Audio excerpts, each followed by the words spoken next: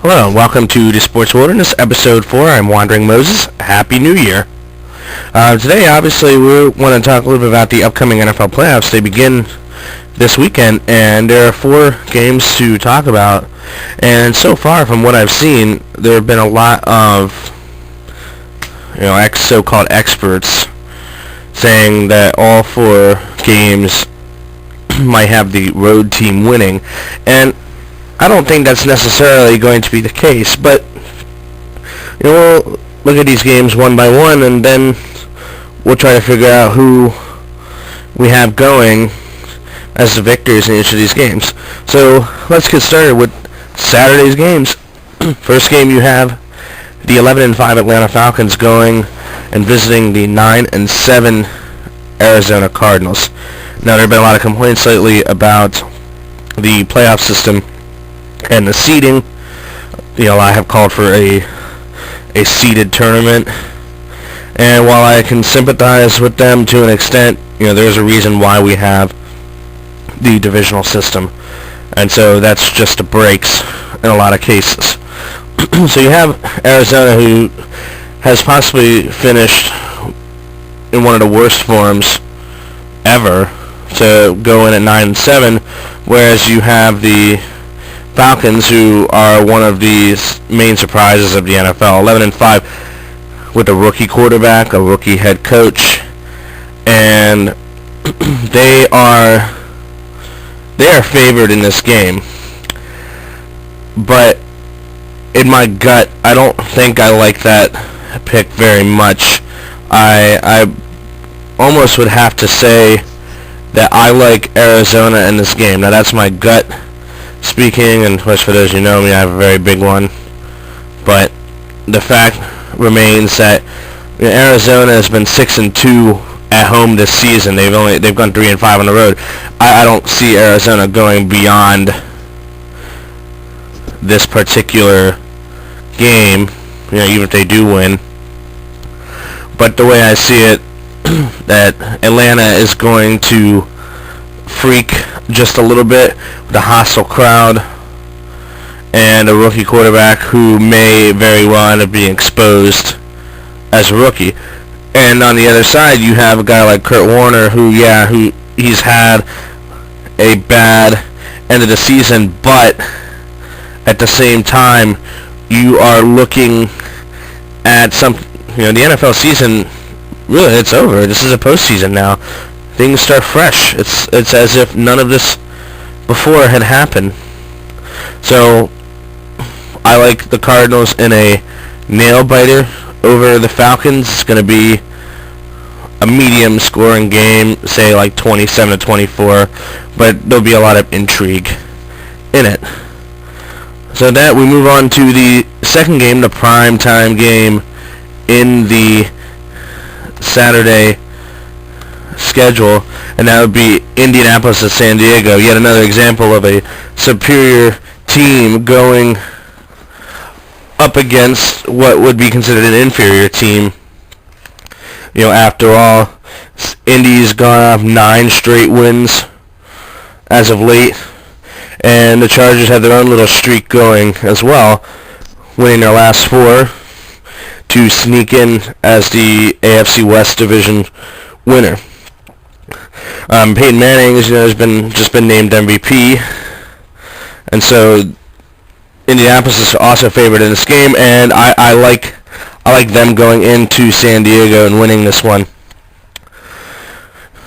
San Diego, where they've had a nice little run, but I think Indy exposed them a bit earlier in the season when they played, and usually in these kind of rematches, it's in the exact same place. I see the Colts going in and winning, but as always, never going to be an easy one.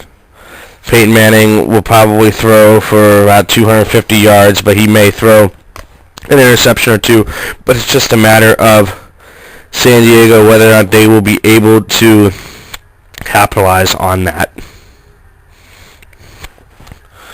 All right, moving on to Sunday's games. Those games, you have the Baltimore Ravens coming in at 11-5, facing off against the AFC East champ Miami Dolphins, who are also 11-5. This game is about as even as you're going to get, although I do believe that the Ravens are favored as well because by virtue of their having defeated the Dolphins earlier in the season.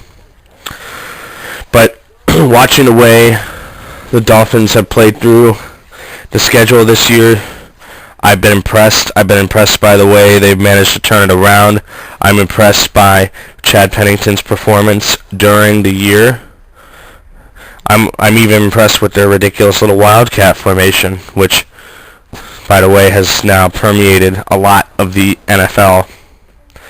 But anyway, one thing that's going in Miami's favor is because they're the home team, they're playing in warmer weather. One thing that with the Ravens defense is that the cold weather up in Baltimore, I mean, I would know, I live right outside that city.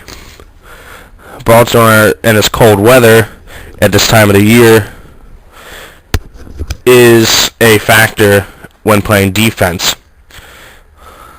And for any cold weather team going to a warm weather situation for a game, especially a high magnitude like this, it is going to affect. And it doesn't matter who it is. Usually, they say the cold weather team, or the warm weather team's going to a cold weather place for a playoff game. It'll affect them, yes, but it does also work in reverse as well. I like Miami at home on this. I think that Pennington and company are going to figure out a way to thread the Baltimore defense. And even though the Ravens, played an inspired season and John Harbaugh as the head coach should get some consideration for Coach of the Year, I honestly do not believe that they make it out of this first round of the playoffs. And finally, we have the 4 o'clock game on Sunday between the 9-6-1 Philadelphia Eagles and the 10-6 Minnesota Vikings. I'll try my best here to be as unbiased as possible, but I do like Philly as the 3-point favorite, although I'm not sure why they are the favorite.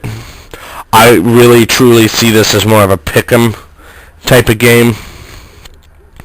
I'm not a gambler or anything like that, but the spread is always a good indication of who the so-called experts think are going to win. And a 3-point spread is really more like for a home team, like the home team bump. So if they were playing this in Philly, I think Philly would probably be favored by about a touchdown here. The Eagles, with a very good run defense, they have to deal with Adrian Peterson. That is no small task. And I believe he will get his yards, but the true X factor is going to be Tavares Jackson in this. If he somehow can evade the rush and the blitz, and Jim Johnson's going to be dialing these up left and right against him. If he can evade the blitz and make some plays, Minnesota has a very, very good chance. And this being a skeptical, cynical Eagles fan, I could very well see this being a loss. I mean, I hope not, but at the same time, this could very well be the last thing we see in the Andy Donovan era, and I hope that's not the case. I love Donovan, not so much Andy, but they've always been a good combination. So I see the Eagles giving us, quite the scare in the process, but pulling out victorious. So I see the home and road team splitting the 4 games here. I hope I'm right, but as they say, that's why they play the games. And that brings us to the conclusion of this episode of the Sports Warriors. We thank you for having you here. We thank you for listening, and as always, have a good one. Good night.